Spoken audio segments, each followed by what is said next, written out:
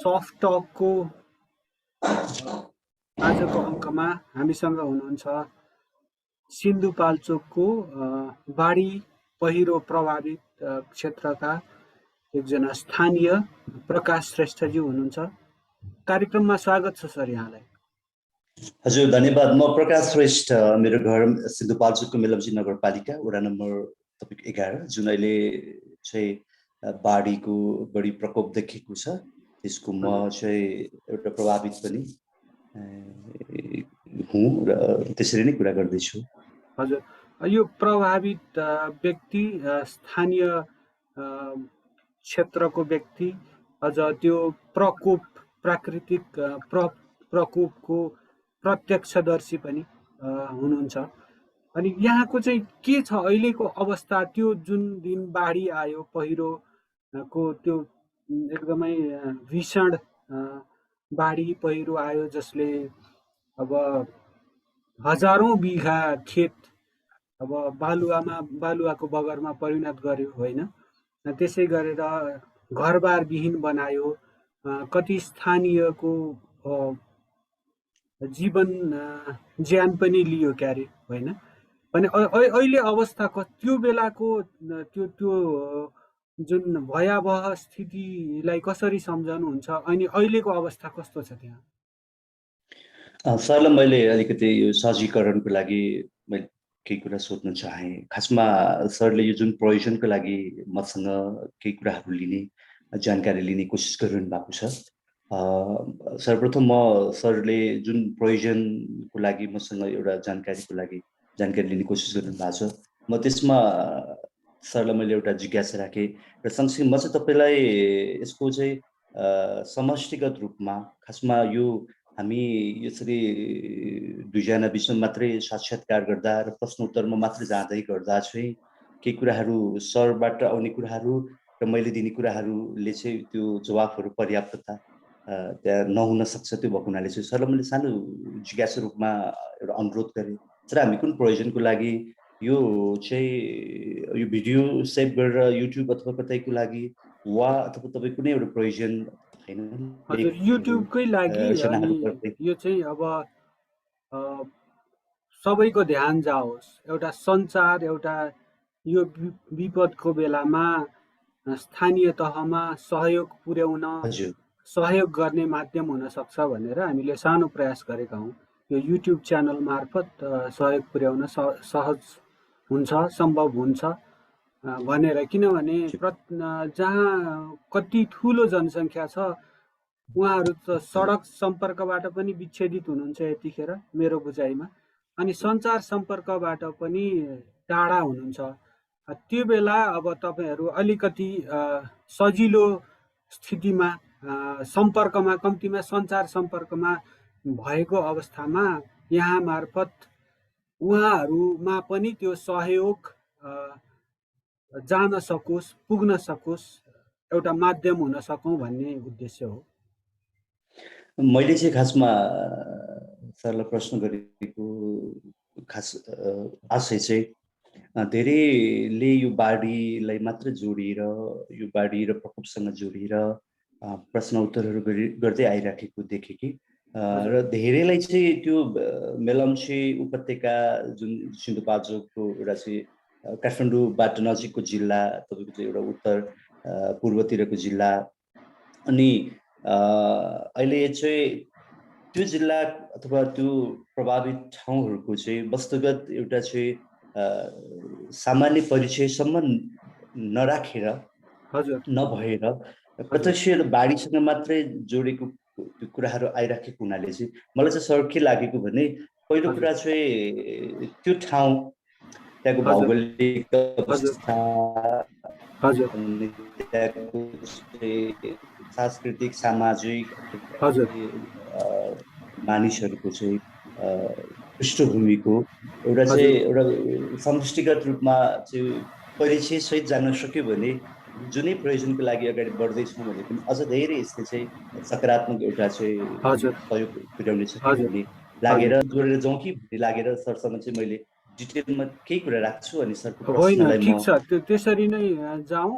हाम्रो तर मुख्य अहिले हजुर अहिलेको मुख्य चासोको विषय चाहिँ तत्कालीन अवस्थामा प्रभावित स्थानीय व्यक्तिहरूको साह्रै जीवन रक्षाको लागि, जो अति प्रभावित हुनुहुन्छ उहाँहरूको जीवन रक्षाको लागि हामीले केही गर्न सक्छौँ कि भनेर त्यो नै मुख्य उद्देश्य भएको हुनाले हामीले चाहिँ अरू पृष्ठभूमिलाई मैले व्यक्तिगत रूपमा नउठाएको हो। त्यो मेरो अब अल्पदृष्टि पनि हुनसक्छ, त्यसका लागि म क्षमा प्रार्थी छु। त्यसरी जाउँ न त हजुरले, त्यसरी नै जाउँ, एउटा ब्याकग्राउन्ड पनि सेट गरौँ, त्यसरी नै अगाडि बढौँ न।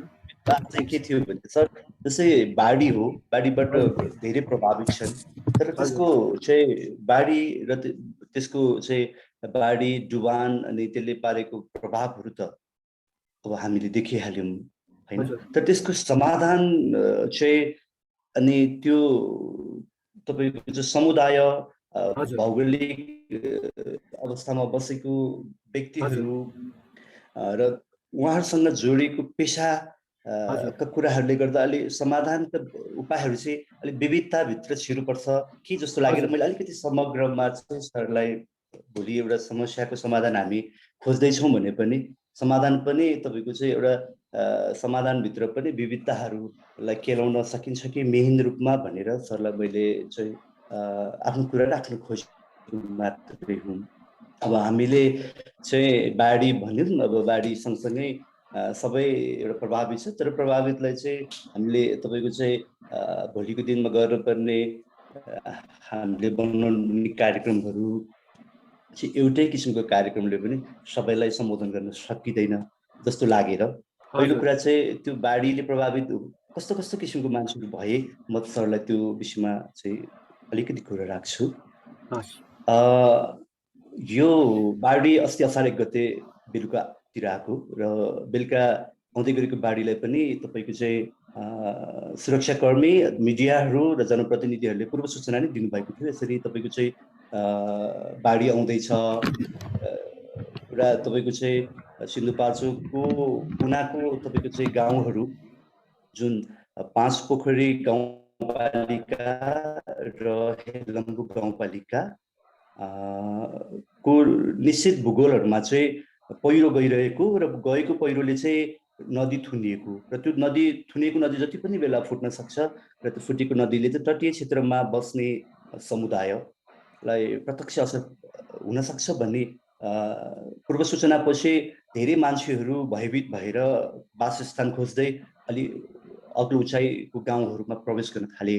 तर यो सम्म पनि क्षति पुर्याउँछ भन्ने चाहिँ पूर्वानुमान गरेका होइनन्। त्यसो हुन्थ्यो भने चाहिँ उहाँहरूले आफूलाई चाहिने आपतकालीन सामानहरू झिक्न हैन जोहो गर्न सक्नुहुन्थ्यो। तर उहाँहरूले चाहिँ अब रात बिताउने मात्रै हिसाबले, सुरक्षित तरिकाले रात बिताउने हिसाबले मात्रै उहाँहरूले आफ्नो परिवारको सदस्य लिएर अलि सुरक्षित ठाउँतिर चाहिँ जानुभयो। त्यो बिचमा चाहिँ पर्याप्त समय थियो भन्न खोजेको, घरमा तपाईँको सामान सिक्ने त्यतिसम्म गर्न भ्याउनु भएन। र यो बाढीले चाहिँ खास गरी तपाईँको चाहिँ 5 पोखरी गाउँपालिका जहाँबाट तपाईँको चाहिँ याङ्ग्री र लार्के नदी बग्छ, त्यो याङ्ग्री र लार्के नदी यो काठमाडौँमा खानेपानीको लागि पनि दोस्रो चरणमा ल्याउने कार्यक्रमहरू सरकारले अगाडि बढाउँदैछ। अर्को रह्यो यो हेलम्बु गाउँपालिका। हेलम्बु गाउँपालिका चाहिँ एकदम पर्यटकीय रूपमा एकदम चर्चित ठाउँ हो र त्यसको नदी तटीय क्षेत्रमा चाहिँ बसेको बजारहरू, तटीय क्षेत्रमा भएको बजार र बस्तीहरू र कृषि योग्य जमिनहरू लगभग मलाई लाग्छ हेलम्बु गाउँपालिका मात्रै 100 भन्दा बढी घरहरू र 2000-3000 भन्दा बढी खेतीयोग्य जमिनहरू डुबानमा, घरहरू बाढीको 2-3000 बिघा बिघा हामी भन्दैनौँ सर, यो पहाडको भाषामा चाहिँ हामी रोपनी हजुर हो। त्यस्तै यो हेलम्बु गाउँपालिका अनि यो 5 पोखरी गाउँपालिका पछि यो मेलम्ची नगरपालिका, जुन मेलम्ची नगरपालिकाको मुख्य बजार को मलाई लाग्छ 50% हिस्सा भौगोलिक रूपमा र त्यो तपाईँको घर सङ्ख्याको रूपमा पनि डुबानमा परेको छ। त्यो भित्र तपाईको चाहिँ घरहरुमा पनि तपाईको चाहिँ मेलम्ची खानेपानीले निर्माण गरेको साइट कार्यालय, साइट अफिसहरुको संरचनाहरु, अनि इलाका प्रहरी कार्यालय भन्ने जुन छ प्रहरी कार्यालय, अनि स्थानीयहरुको घर, अनि नेपाल सरकार, स्थानीय तह, स्थानीय सरकारले बनाएका पूर्वाधारहरु, तपाईको चाहिँ पुलहरु भयो, अनि पार्कहरु, ग्रीन पार्कहरु, अनि प्रदेश सरकारले बनाएको कभर्ड हल, एकदम तपाईको चाहिँ डिजिटल एउटा कभर्ड हल भन्ने ठूलो लगानी गरेको, लगभग 10-15 करोड भन्दा माथि लगानी गरेको संरचना चाहिँ अब बाढीले छेदविच्छेद बनाएको छ र स्थानीयको घरहरु भइहाल्यो, होटल भयो, तपाईको चाहिँ रिसोर्टहरु भयो, र कृषि योग्य पनि तपाईको 3000 भन्दा बढी तपाईको चाहिँ मेलम्ची नगरपालिकाको समष्टमा 10,000 भन्दा बढी रोपनी खेतीयोग्य जमिनहरु, 300 भन्दा माथि घरहरु, अनि होटल, रिसोर्ट, अनि ग्रामीण समुदाय गाउँको मानिसहरुको त्यो गोष्ठ टहराहरु लाई छेदविच्छेद बनाएको छ, छेदविच्छेद बनाएको छ। बाढीले यो हदसम्ममा तपाईको चाहिँ क्षति गर्छ भन्ने कल्पना पनि थिएन। नदी तटीय क्षेत्रहरु त मरुभूमि जस्तो रूपमा भयावह काली लाग्दो त्यस्तो देखिन्छ। तपाईहरुले नि हेर्नुभयो होला सञ्चार माध्यमहरुमा, त्यसलाई चाहिँ प्राथमिकताका साथ हैन देखाइराखेको छ। यस्तै छ। अब अझ धेरै तपाईको चाहिँ क्षतिको विवरणहरु आउनै बाँकी छ। मानिसहरु, केही मानिसहरु हराइरहेको, केही मानिसहरुको लास भेटिएको, अनि मेलम्ची यो खानेपानी सुरुङ निर्माण मा काम गर्ने तपाईको मजदुरहरु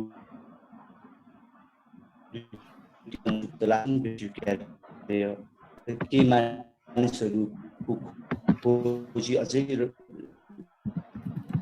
तपाईको भइरहेको छ।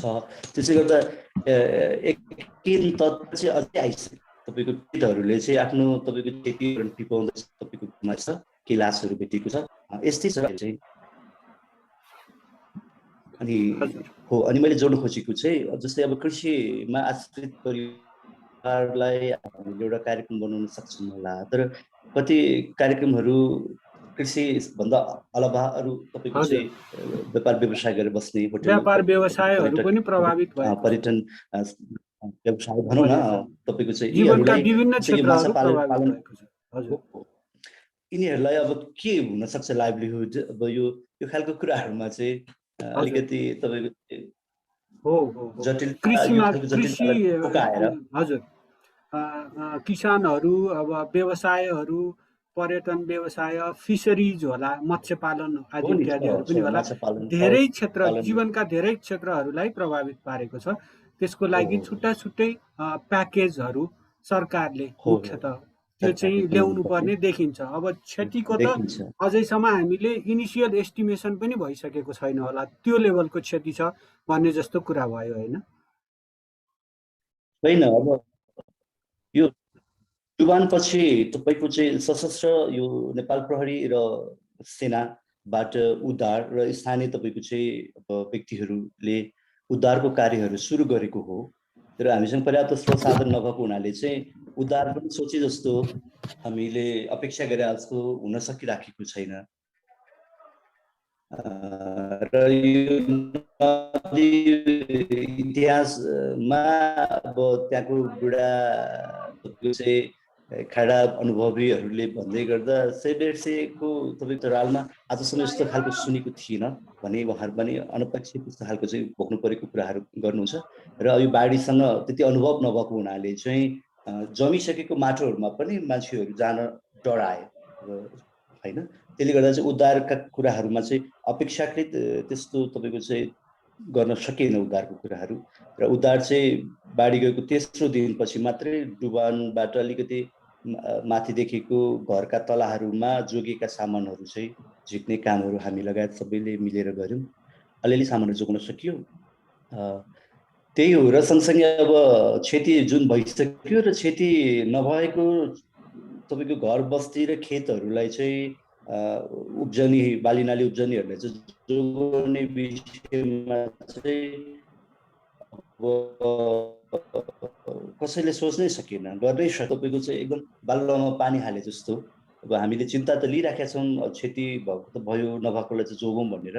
तर त्यहाँ अस्थायी तटबन्ध राख्नेदेखि लिएर जाली लगायत अरू ढुङ्गाहरू राखेर अथवा नदीका बालुवाहरूलाई अलिकति कटान गरेर नदीलाई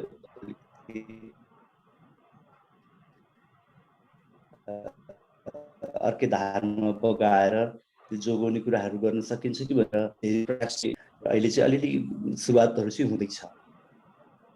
अब तत्कालको लागि के गर्न सकिन्छ?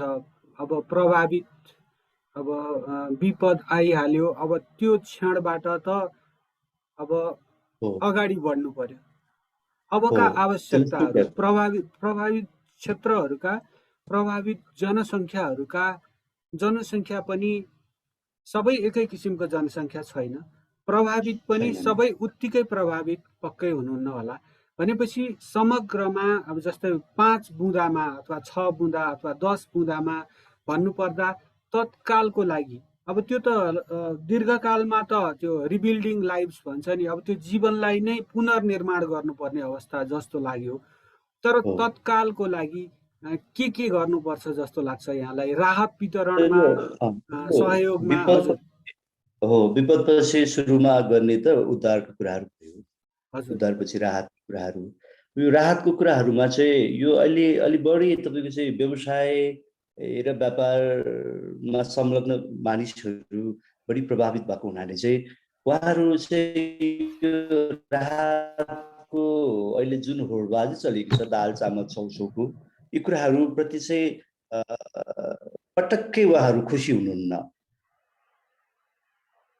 हजुर, उहाँहरूले चाहिँ कम्ती पनि अब यो राहत के दिने, कुन किसिमलाई चाहिँ राहतहरूले नै नबुझेको हो कि भनेर चिन्ता खालको चाहिँ उहाँले चाहिँ हाम्रो आत्मसम्मान र व्यथा नै बुझ्न नसकेका हो कि जस्तो गरी उहाँले चिन्ता व्यक्त गरिनु भएको छ। अब अब गर्नुपर्ने चाहिँ मलाई लागेको पहिलो कुरा चाहिँ हामी यो कोभिडले एकदम तपाईँको चाहिँ आक्रान्त छौँ। अहिले तपाईँको प्रभावितहरू तपाईँको चाहिँ एउटै कोठामा थुनेर बस्नु परेको छ होइन। उहाँहरू नातेदारहरू, छिमेकीहरू, शुभचिन्तकहरूको घरमा गएर बस्नु परेको छ। अनि पहिलो कुरा उहाँहरू कोभिडसँगै चिन्तित हुनुहुन्छ, सरसफाइका कुराहरू, खानेपानीका कुराहरू होइन। र यी सबै कुराहरूलाई चाहिँ अलिकति सम्बोधन गर्ने एउटा अस्थायी तपाईँको चाहिँ बासको व्यवस्था गर्न चाहिँ सरकार, स्थानीय तह र अरू तपाईँको सहयोगी निकायहरूले सोच्नुपर्ने भइसकेको छ होइन। अनि त्यसपछि लाग्छ यो राहत, यो जुन सामानहरू दिइराखेको छ अनि उहाँहरूले चाहिँ त्यो सकियो भने चाहिँ त्यसलाई चाहिँ बरु पैसाकै रूपमा सरकारले अहिले स्थानीय तहहरूले चाहिँ एउटा विपद कोष स्थापना गरेको छ। त्यही तपाईँको चाहिँ डाइरेक्ट तपाईँको चाहिँ पैसा राखिदियो भने पारदर्शी पनि हुने होइन। र त्यसले चाहिँ भोलि तपाईँको चाहिँ पुनर्निर्माणका कुराहरू, पुनर्वासका कुराहरू अथवा भोलि जीविकोपार्जनका कुराहरूमा चाहिँ सरकारले एउटा उचित तपाईँको चाहिँ नीति कार्यक्रम बनाउन र सम्बोधन गर्न, कार्यान्वयन गर्न र त्यसले तपाईँको चाहिँ सफलता प्राप्त गर्न सहज हुन्छ कि भन्ने अपेक्षा राखेको छ। यिनै हो सर। अब यो मलाई लागेको छ उहाँलाई चाहिँ अस्थायी रूपमा भए पनि व्यवस्थित एउटा चाहिँ अस्थायी रूपमा बस्ने, एउटा बास बस्ने कार्यक्रमहरू बनाउनु पर्ने आवश्यकता छ। अहिले चाहिँ एकदम कोलाहल छ, भद्रगोल छ हैन। हजुर, अब यो एकद्वार प्रणाली अपनाइएको छ राहत वितरणमा भन्ने कुरा आएको छ। अब त्यसको प्रभावकारिता कति छ, यो यसको विश्लेषण गर्न नै अलि छिटो भयो कि भन्ने कुरा हुन सक्ला। त्यो कतिको प्रभावकारी भएको छ अनि पुग्नु पर्ने ठाउँमा राहत पुग्न सकेको जस्तो लागिरहेको छ कि छैन यहाँलाई? अनि यस्तो प्राय जस्तो मैले यो अहिले उठाउनु कति उपयुक्त हुन्छ, तर एउटा जिज्ञासा के भन्दाखेरि प्रायः राहत वितरणमा जहिले पनि राहत वितरणमा थोरै मैले अलि लामो प्रस्तुति राखेँ। राहत वितरणमा प्राय जसो अलिकति अनियमितता हुने जस्तो कुराहरू पटक पटक आउँछन्। यस्तो यो विपद पछिको सिनेरियो त्यहाँ कस्तो छ? पाउनुपर्नेले पाइराख्नु भएको छ कि छैन? त्यसमा राजनीतिक प्रभाव दबावले केही प्रभावित पारिराखेको छ कि छैन?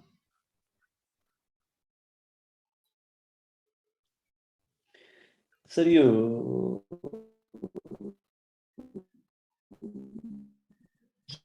घटना भइसकेपछि अब यो घटनाबाट सङ्कलन भइरहेको क्षति विवरणहरू सङ्कलन राखेको प्रभावितहरूलाई पनि तपाईँको प्राथमिक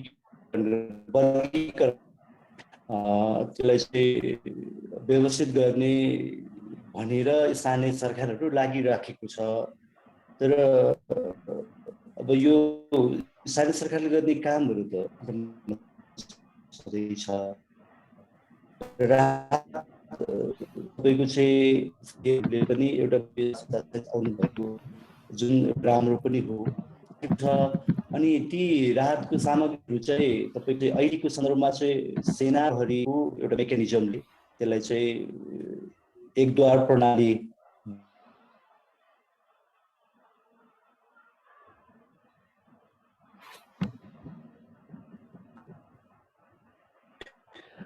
एकद्वार प्रणालीबाट नै व्यवस्थित गर्ने प्रयासहरू भइरहेको सुनिरहनु भएको छ।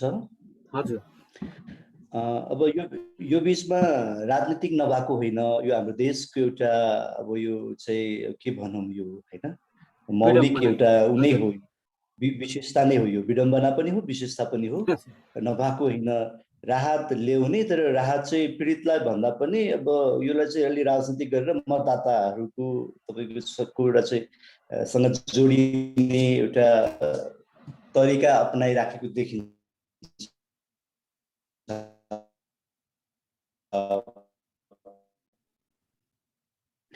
र अहिले सरकार यो तपाईँको चाहिँ यो बाटोहरू अवरुद्ध भएको कारणले गर्दाखेरि सहज रूपमा तपाईँको चाहिँ एकदम गाउँको कुना कन्दरामा बस्ने बस्तीहरूसम्म पुर्याउन सकिराखेको छैन। र दैनिक तपाईँको चाहिँ 2-3वटा हेलिकप्टरहरू चाहिँ उडिरहेको देखिन्छ राहतहरूको सामग्री लिएर। त्यो हेलिकप्टरले पनि पर्याप्त सामान लिएर जान नसक्ने र कता कता मौसमको प्रतिकूलताले गर्दा तपाईँको चाहिँ त्यो ल्यान्डिङ हुन नसकेर फर्किनुपर्ने बाध्यताहरू छ। राहतहरू पुर्याउनै पर्ने ठाउँहरूमा नै सोचे जस्तो रूपमा पुग्न सकिराखेको छैन।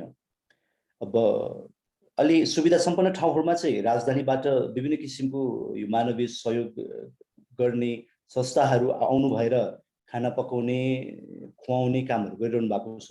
तर उहाँहरू पनि गाउँको तपाईँको चाहिँ कुना कन्दरामा पुग्न सकेको छैन। उहाँहरू पनि तपाईँको चाहिँ एउटा पहुँच अलि सुविधा भएको ठाउँहरूमै सीमित हुनुभएको छ। यो राहतको विषयमा चाहिँ बिजोग छ सर। राहत समयमा नपुगेर धेरै मानिसहरू चाहिँ भोकै बस्नु परेको कुराहरू आइराखेको छ। यो चाहिँ एकदम दयनीय अवस्था छ सर यो राहत व्यवस्थापन र वितरणमा। अब जस्तै काठमाडौँबाट प्रभावित क्षेत्रमा अहिले सडक मार्गबाट जानको लागि कति सहज छ? मेरो बुझाइमा मेलम्ची बजारसम्म चाहिँ जान सकिन्छ, माथि हेलम्बुतिर जाने अवस्था छैन, पाँच पोखरीतिर कस्तो के छ? मेलम्चीसम्म चाहिँ सहज रूपमा जान सकिन्छ सर। यो पुरानै राजमार्ग छ हैन, त्यहाँसम्म तपाईको चाहिँ कहीँ कतै पनि तपाईको पहिरोले तपाईको बाटो अवरुद्ध भएको छैन। सडक सम्पर्क सञ्चार सम्पर्क कायम नै छ मेलम्चीसम्म, जस्तै टेलिफोन मेलम्चीसम्म छ, जेनतेन छ, बाटो त राम्रै छ मेलम्चीसम्म। तर मेलम्चीबाट हेलम्बु जानु पर्यो भने बीचमा तपाईको चाहिँ हेलम्बु जाने बाटो पनि तपाईको नदीले कटान गर्यो र अहिले खुलाउने काम सुरु भएको छ। तर नदीले कटान गरेको बाटो खुलाउँदै गर्दा पनि मुख्य ठाउँसम्म पुग्नको लागि तपाईको चाहिँ बीचमा भएको यो मोटरेबल पुलहरू, त्यो चनौटे भन्ने एउटा ठाउँ छ, त्यहाँको पुल विच्छेद छ। त्यो पुलको माध्यमबाट गाडी त्यो माथिबाट गाडी जाने अवस्था छैन।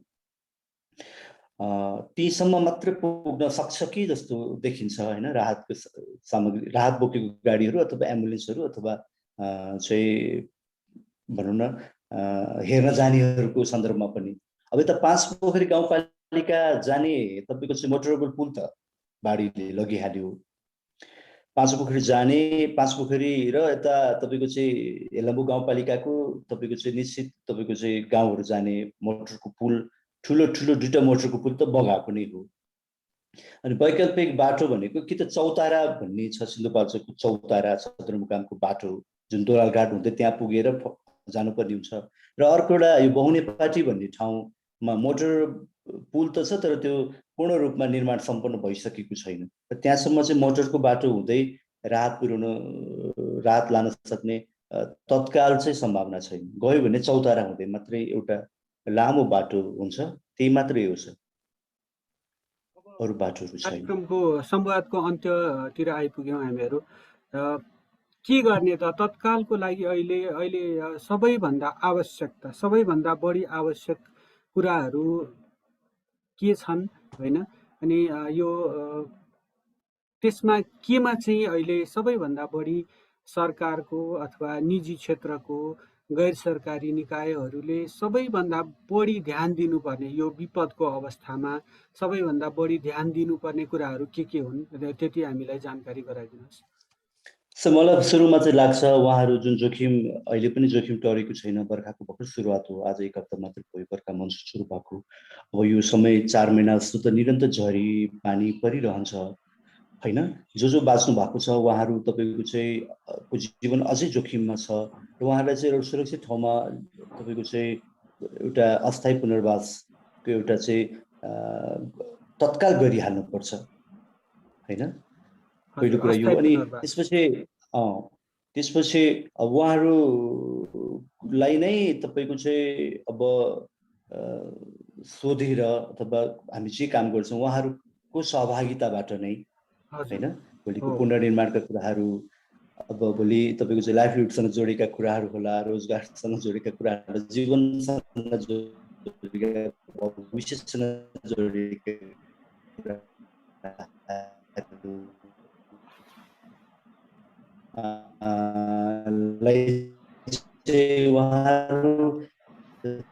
सँगै तपाईको चाहिँ सरकार स्थानमा बसेर छल गरेर एउटा कार्य गर्नुपर्छ। उहाँलाई सुरक्षित ठाउँमा चाहिँ बढी आवश्यक छ।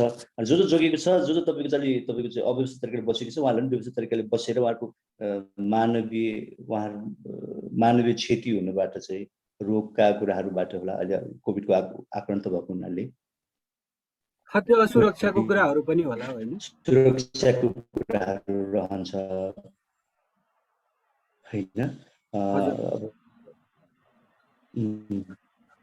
सुरक्षा कुराहरू रहन्छ। अब यो किशोरी बालहरू सबै कुराहरू छन् त्यहाँ हैन। ती कुराहरूलाई चाहिँ मध्यनजर गरेर खाद्य सुरक्षाको कुरा पनि मेन रूपमा समस्याहरूलाई केलाउँदै समाधान छ एकदम छ। अब गाछबाज कपास सँगसँगै सुरक्षाको कुराहरू पनि सँगसँगै जोडिन्छ।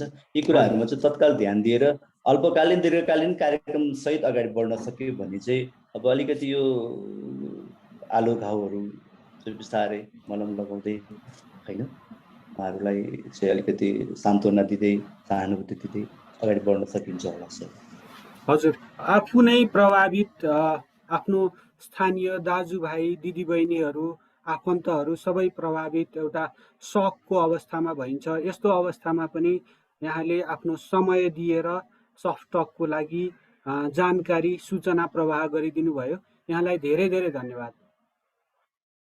हजुरलाई पनि अब यो बाढीबाट प्रभावित र यो बाढी भन्दै गर्दा मानवीय तपाईको चाहिँ पक्षहरूसँग जोडेका धेरै कुराहरू हुँदो रहेछ, आत्मसम्मानदेखि लिएर भविष्यका कुराहरूदेखि लिएर अनि तपाईँको चाहिँ यो आफन्तहरूको बगिरहेका आँसुसँग जोडेका कुराहरू, पीडाका कुराहरू हुँदो रहेछ। यसले चाहिँ हामीलाई एकदम कमजोर बनाइराखेको छ। सँगसँगै यो कमजोर तपाईँको चाहिँ जीवनमा पनि समयमा पनि हामीले ढाडस दिँदै तपाईँको सकेको मानवीय सहयोगहरू दिँदै हाम्रो घाउमा चाहिँ मलम लगाउँदै धेरै तपाईँको चाहिँ एउटा चाहिँ असल मनहरू हामीले चिन्ने मौका पनि पायौँ। त्यसले चाहिँ हामीले एकदम खुसी पनि लागेको छ र सरले पनि हाम्रो कुराहरूलाई चाहिँ सुन्ने एउटा चाहिँ राख्नुभयो, सुन्ने एउटा चाहिँ इच्छा राख्नुभयो र यी कुराहरू सरहरूले ग्रहण गर्दै भोलिका दिनहरूमा पक्कै पनि सबैले नसके पनि केही तपाईँको चाहिँ समुदायहरूलाई चाहिँ सहयोग हुने कुनै न कुनै एउटा चाहिँ कार्यक्रमहरू मलाई यहाँलाई जाँदा जाँदै एउटा कुरा सोध्नु मन लाग्यो।